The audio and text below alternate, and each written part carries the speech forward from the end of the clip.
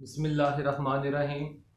Dear students, आज जो है वो हम सीमेंट का टॉपिक जो है वो चैप्टर 15 जो है उसमें कर रहे हैं। तो बेटा जी, सीमेंट का लफ्ज़ी मतलब होता है बाइंडिंग, जोड़ना। आप अंग्रेजी में भी सीमेंट का लफ्ज़ जो है वो बॉन्ड की जगह पे, बाइंडिंग, मीट, जॉइन की जगह पे इस्तेमाल करते हैं। तो सीमेंट जो है वो बिल्डिंग मटेरियल के तौर पर जो है वो बाइंडिंग मटेरियल के तौर पर इस्तेमाल किया जाता है। तो पहले बेटा जी अर्ली हिस्ट्री, तो इसकी अर्ली हिस्ट्री का तल्लक जो है वो डिस्कवरी जोसेफ एस्पेडियन, जो कि एक इंग्लिश मैसन था, उसके साथ अटैच्ड है। आगे किताब में कुछ इस तरह से लिखा है, cement is very important building material which was first introduced by an English mason Joseph Aspadian.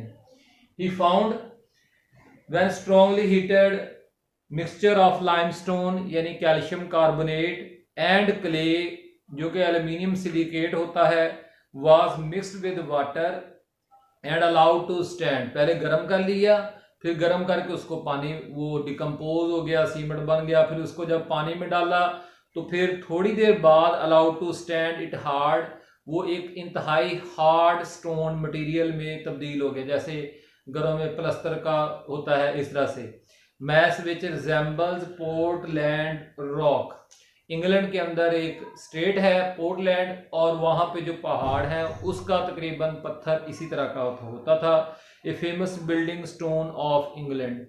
तो इसी वजह से सीमेंट का पूरा नाम पोर्टलैंड सीमेंट है, पुराना जो नाम है। तो since the name of Portland cement is given the mixture of lime obtained from limestone and silica, जो कि किससे मिलती है, क्ले से मिल जाती है।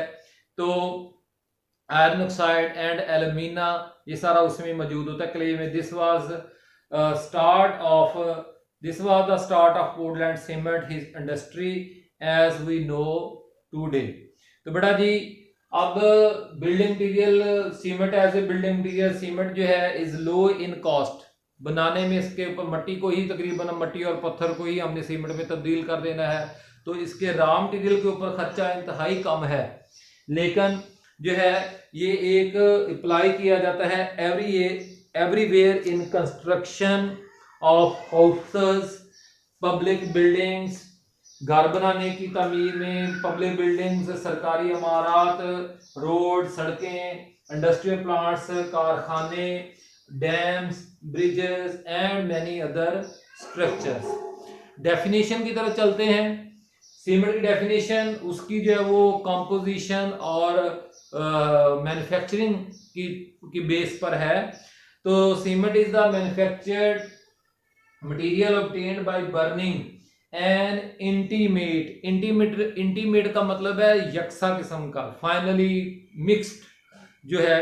इंटीमेट मिक्सचर मतलब बिल्कुल अच्छे तरीके से मिक्स किया हुआ mixture of calcareous and argillaceous. Calcareous बेटा ये कैल्शियम का, ये कैल्शियम का, और अर्जिलेशियस जो है जो क्ले से हमें हासिल होता है।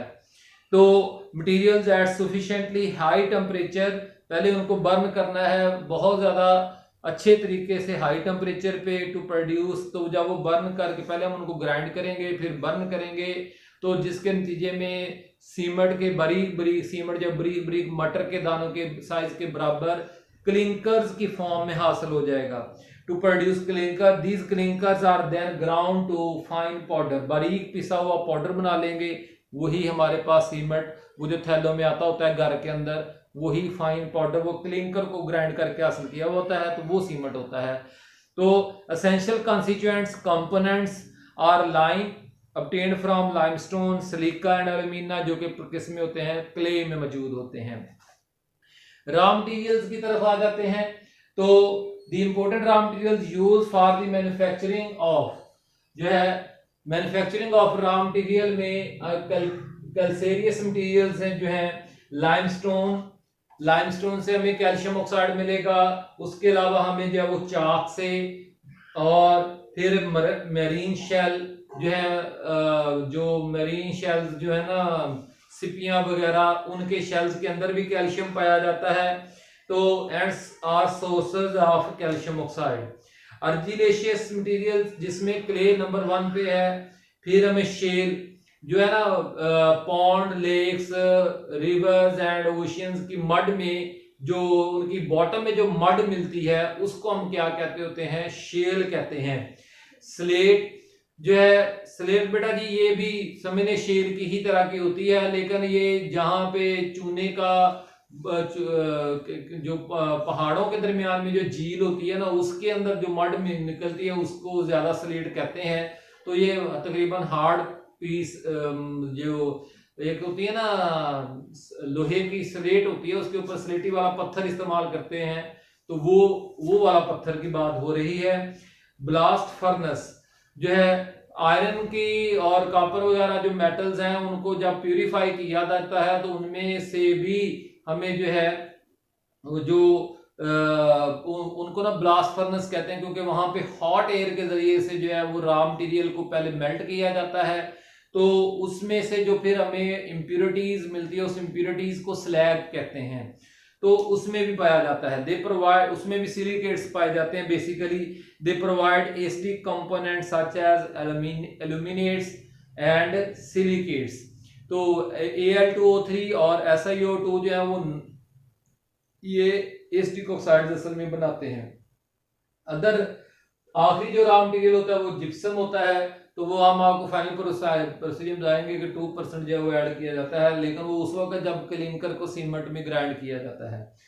बेटा मैन्युफैक्चरिंग प्रोसेस जो है, दो प्रोसेसेस जो हैं पूरी दुनिया में जो है वो सीमेंट की मैन्युफैक्चरिंग में बुनियादी तौर पर इख्तियार किए जाते हैं। एक ड्राई प्रोसेस और दूसरा क्या है, वेट प्रोसेस।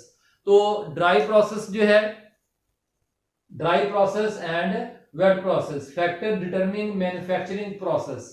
वो फैक्टर जो कि कौन सा प्रोसेस तैयार करना है, वो ये शॉर्ट क्वेश्चन भी है। Factor determining manufacturing process, physical conditions of raw material, उसकी फिजिकल कंडीशन क्या, वो सॉफ्ट है या हार्ड है, इस तरह का, ठीक है ना जी। मतलब क्या, लाइमस्टोन जो है वो हार्ड मटेरियल है, लेकिन शेल स्लेट जो है ये क्या है, सॉफ्ट मटेरियल है। क्ले तो होती ही सॉफ्ट है। अच्छा जी, तो इसी तरह से जो है local climatic conditions of the factory, जिस जगह पे आप फैक्ट्री लगा रहे हैं वहां पे टेम्परेचर कैसा है, एयर में ह्यूमिडिटी कितनी है, ठीक है ना जी, और वहां पे जो है मतलब इस तरह ये दो खासतौर पर टेम्परेचर और एयर ह्यूमिडिटी जो है वो local climatic conditions of the factory में आती हैं। प्राइस ऑफ फ्यूल देखें जी, जो ड्राई प्रोसेस है ना उसमें जो है वो ज्यादा फ्यूल इस्तेमाल होता है, उसमें ज्यादा हीट करना पड़ता है, जबकि वेट प्रोसेस में ऐसा नहीं है, क्योंकि हम ग्राइंडिंग ज्यादा कर लेते होते हैं, तो इसलिए जो है वो ग्राइंडिंग ज्यादा हो जाने की वजह से जो है वो मटेरियल्स को डिकम्पोज करना ज्यादा हो जाता है। तो जिन ममालिक में जो है वो फ्यूल ज्यादा अवेलेबल है, हमारे मुल्क में तो नहीं, तो वहां पे जो है वो फिर ड्राई प्रोसेस को रिकमेंड किया जाता है। पाकिस्तान में इसी वजह से वेट प्रोसेस ज्यादा पॉपुलर है। पाकिस्तान में जितनी भी फैक्ट्रीज हैं काम कर रही हैं, in Pakistan most factories use wet process for the production of cement. तो डीमेरिट्स ऑफ ड्राई प्रोसेस, इसमें एक्सेसिव ग्राइंडिंग की जरूरत पड़ती है, और इसमें हार्ड मटेरियल जो है वो it is more suitable for the hard material जो है, तो ज्यादा। जबकि merits of wet processes, wet process को क्यों ज्यादा रिकमेंड करते हैं, तो उसकी वजह क्या है, उसकी वजह जो है वो एक्सेसिव ग्राइंडिंग है, सॉरी फ्री फ्रॉम डस्ट। ये इसमें चूंकि हमने जब वो जो मटेरियल होता है ना रॉ मटेरियल, उसको पानी के जरिए से वॉश कर देना होता है, तो जो बारीक बारीक मिट्टी के ज़रात जो है, जो क्ले ना हो उसके अलावा कोई और हो, तो वो वॉश आउट हो जाते हैं। और इसी तरह से जो है ग्राइंडिंग इज इजियर, क्योंकि हमने पहले उसको वाटर के साथ सॉफ्ट कर लेना होता है, तो इसलिए वो आसानी से ग्राइंड हो सकता है। कंट्रोल्ड कंपोजिशन, आप सीमेंट ज्यादा ताकतवर, देखें डैम्स और ब्रिजेस में जो सीमेंट होता है ना, वो फैक्ट्री से डायरेक्ट बड़े बड़े थैलों में नहीं, बड़े बड़े कंटेनर्स में मंगवाया जाता है, और उसकी स्ट्रेंथ, ताकत जो होती है, कंसंट्रेशन जो होती है वो ज्यादा होती है, ठीक है ना जी। तो आप किस स्ट्रेंथ का, किस कंसंट्रेशन का सीमेंट बनाना चाहते हैं उसकी कंपोजिशन को वेट